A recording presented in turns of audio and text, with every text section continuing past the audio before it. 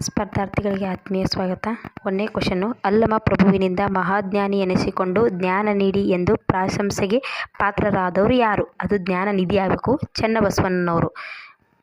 2ನೇ ಕ್ವಶನ್ ಬಂದ್ಬಿಟ್ಟು, ಚನ್ನಬಸವಣ್ಣನವರ ಅಂಕಿತನಾಮ ಯಾವುದು? ಚನ್ನಬಸವಣ್ಣನವರ ಅಂಕಿತನಾಮ Channasangayya. Repeated question, confusion. Kudala Channasangama ಅಲ್ಲ, ಚನ್ನಸಂಗಯ್ಯ. ಷಟ್ಪದಿಯ ಬ್ರಹ್ಮ ಎಂದು ಯಾರನ್ನು ಕರೆಯುತ್ತಾರೆ? ಷಟ್ಪದಿಯ ಬ್ರಹ್ಮವೆಂದು ರಾಘವಾಂಕರನ್ನು ಕರೆಯುತ್ತಾರೆ. ಕ್ವಶನ್ ನಂಬರ್ 4, ಉಭಯ ಕವಿ, ಕಮಲರವಿ, ಕವಿ ಶರಬೇರುಂಡ ಎಂಬ ಬಿರುದುಗಳು ಯಾರಿಗಿದ್ದವು? ರಾಘವಾಂಕ ಅವರಿಗೆ. ಶರಬೇರುಂಡ, ಕಮಲರವಿ, ಉಭಯ ಕವಿ ಅಂತ ಬಿರುದು ಹೊಂದಿದವರು ರಾಘವಾಂಕ. 5ನೇ ಕ್ವಶನ್ನು, ರಾಘವಾಂಕ ರಚಿಸಿದ ವೀರೇಶ ಚರಿತ ಯಾವ ಷಟ್ಪದಿಯಲ್ಲಿದೆ? ವೀರೇಶ ಚರಿತ ಉದ್ದಂಡ ಷಟ್ಪದಿಯಲ್ಲಿದೆ. ಇವು ಹೊಂದಿಸಿ ಬರೆಯಲಿದ್ದು ಕೇಳ್ಬೋದು. ಒಂದು 4-5 ಷಟ್ಪದಿಗಳು ಯಾವ್ಯಾವುದು ಅಂತ ಹೇಳಿದ್ದೀನಿ. 6ನೇದು, ಸತ್ಯವೆಂಬುದೇ ಹರನು, ಹರನೆಂಬುದೇ ಸತ್ಯ ಎಂಬ ತತ್ವವನ್ನು ಸಾರಿದವರು ಯಾರು? ರಾಘವಾಂಕ ಅವರು. ಸತ್ಯವೆಂಬುದೇ ಹರನು, ಹರನೆಂಬುದೇ ಸತ್ಯ ಹೇಳಿದರು ರಾಘವಾಂಕ. 7ನೇದು, ರಾಘವಾಂಕನು ಹರಿಶ್ಚಂದ್ರ ಕೃತಿಯು ಯಾವ ಕೃತಿಯಿಂದ ಪ್ರೇರಣೆಗೊಂಡಿದೆ? ಹರಿಶ್ಚಂದ್ರ ಕೃತಿಯು ಚಂಡಕೌಶಿಕ ಕೃತಿಯಿಂದ ಪ್ರೇರಣೆಗೊಂಡಿರ್ತಕ್ಕಂಥ ಕೃತಿಯಾಗಿದೆ. 8ನೇ ಕ್ವಶನ್ನು, ಕನ್ನಡ ಸಾಹಿತ್ಯಕ್ಕೆ ಮೊದಲ ಬಾರಿಗೆ ರಗಳೆ ಪರಿಚಯಿಸಿದವರು ಯಾರು? ಕನ್ನಡ ಸಾಹಿತ್ಯಕ್ಕೆ ಮೊಟ್ಟ ಮೊದಲ ಬಾರಿಗೆ ರಗಳೆಯನ್ನು ಪರಿಚಯಿಸಿದವರು ಹರಿಹರ ಅವರು. 9ನೇ ಕ್ವಶನ್ನು, ಶಿವಕವಿ, ಕ್ರಾಂತಿಕವಿ, ರಗಳೆಯ ಕವಿ ಎಂದು ಯಾರನ್ನು ಕರೆಯುತ್ತಾರೆ? ಶಿವಕವಿ, ಕ್ರಾಂತಿಕವಿ, ರಗಳೆಯ ಕವಿ ಎಂದು ಹರಿಹರ ಅವರನ್ನು ಕರೆಯುತ್ತಾರೆ. 10ನೇ ಕ್ವಶನ್ನು, ಹರಿಹರ ರಚಿಸಿದ ಗಿರಿಜಾ ಕಲ್ಯಾಣ ಯಾವ ಕಾವ್ಯದಲ್ಲಿದೆ? ಗಿರಿಜಾ ಕಲ್ಯಾಣ ಚಂಪೂ ಕಾವ್ಯದಲ್ಲಿದೆ.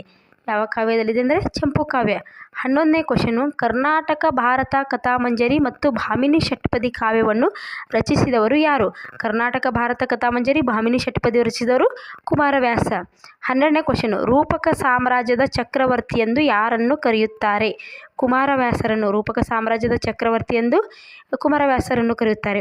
13ನೇ ಕ್ವಶನ್ನು, ಕವಿ ಚಕ್ರವರ್ತಿ ಎಂದು ಪ್ರಸಿದ್ಧರಾದವರು ಯಾರು? ಕವಿ ಚಕ್ರವರ್ತಿ ಎಂದು ಪ್ರಸಿದ್ಧರಾದವರು ಜನ್ನ. 14ನೇ ಕ್ವಶನ್ನು, ಜನ್ನನು ಯಾರ ಆಸ್ಥಾನದ ಕವಿಯಾಗಿದ್ದನು? ಜನ್ನನು ಹೊಯ್ಸಳರ ವೀರಬಲ್ಲಾಳನ ಆಸ್ಥಾನದ ಕವಿಯಾಗಿದ್ದನು. 15, ಅನಂತನಾಥ ಪುರಾಣ ಮತ್ತು ಯಶೋಧರ ಚರಿತ ಎಂಬ 2 ಕಾವ್ಯಗಳನ್ನು ರಚಿಸಿದವರು ಯಾರು? ಅನಂತನಾಥ ಪುರಾಣ, ಯಶೋಧರ ಚರಿತ ರಚಿಸಿದವರು ಜನ್ನ. 16ನೇ ಕ್ವಶನ್ ಬಂದು, ಕನ್ನಡದ ಮೊದಲ ಸಂಕಲನ ಗ್ರಂಥ ಯಾವುದು? Repeated question. ಸೂಕ್ತಿ ಸುಧಾರಣವರ್ಣ ಆಗಬೇಕದು, ಸುಧಾರಣವನ. 17ನೇದು, ಅಚ್ಚ ಕನ್ನಡದ ಕವಿ ಎಂದು ಯಾರನ್ನು ಕರೆಯುತ್ತಾರೆ? ಅಚ್ಚ ಕನ್ನಡದ ಕವಿ ಎಂದು ಆಂಡಯ್ಯನವರನ್ನು ಕರೆಯುತ್ತಾರೆ. ಅಚ್ಚ ಕನ್ನಡದ ಕವಿ ಆಂಡಯ್ಯ. ಚಾಮರಸ ಬರೆದಿರುವ ಪ್ರಭುಲಿಂಗ ಲೀಲೆ ಯಾವ ಷಟ್ಪದಿಯ ಕಾವ್ಯ? ಅಂದರೆ ಚಾಮರಸವು ಯಾವ ಷಟ್ಪದಿಯಲ್ಲಿದೆ ಅಂತ ಕೇಳ್ಬೋದು. ಭಾಮಿನಿ ಷಟ್ಪದಿ. ಚಾಮರಸ ಭಾಮಿನಿ ಷಟ್ಪದಿ. 19ನೇದು, ಶೃಂಗಾರ ಕವಿ ಎಂದು ಪ್ರಸಿದ್ಧಿ ಪಡೆದವರು ಯಾರು? ಶೃಂಗಾರ ಕವಿ ಎಂದು ಪ್ರಸಿದ್ಧಿ ಪಡೆದವರು ರತ್ನಾಕರ ವರ್ಣಿ. 20ನೇ ಕ್ವಶನು, ಭರತೇಶ ವೈಭವವನ್ನು ಬರೆದವರು ಯಾರು? ಭರತೇಶ ವೈಭವವನ್ನು ಬರೆದವರು ರತ್ನಾಕರ ವರ್ಣಿ. 20ನೇದು, ಕರ್ನಾಟಕದ ಕವಿ ಚೋತವನ ಚೈತ್ರ, ನಾದಲೋಲ, ಉಪಮಾಲೋಲ ಎಂಬ ಬಿರುದನ್ನು ಹೊಂದಿದವರು ಯಾರು?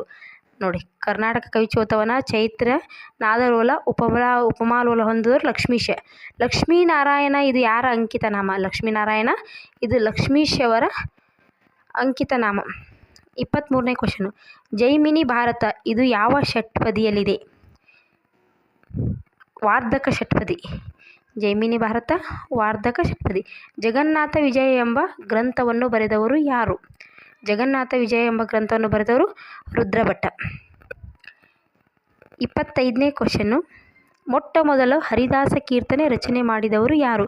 ಮೊಟ್ಟ ಮೊದಲ ಬಾರಿಗೆ ಹರಿದಾಸ ಕೀರ್ತನೆ ರಚನೆ ಮಾಡಿದವರು ನರಹರಿ ತೀರ್ಥರು. ಸ್ಪರ್ಧಾರ್ಥಿಗಳಿಗೆ ಧನ್ಯವಾದಗಳು. ಮುಂದಿನ 25 ಪ್ರಶ್ನೆಗಳನ್ನು ನೆಕ್ಸ್ಟ್ ಅಪ್ಲೋಡ್ ಮಾಡ್ತಾ ಇದ್ದೀನಿ. ಟೈಮ್ ಇಲ್ಲ, ಟೈಮ್ ವೇಸ್ಟ್ ಮಾಡಬೇಡಿ. ಆದಷ್ಟು ಕಡಿಮೆ ಸಮಯದಲ್ಲಿ ಹೆಚ್ಚು ಪ್ರಶ್ನೆಗಳನ್ನು ಹುಡುಕುವ ಪ್ರಯತ್ನದಲ್ಲಿರಿ ಅಂತ ಹೇಳ್ತಾ ಇದ್ದೀನಿ. Thanks for watching. ಧನ್ಯವಾದಗಳು.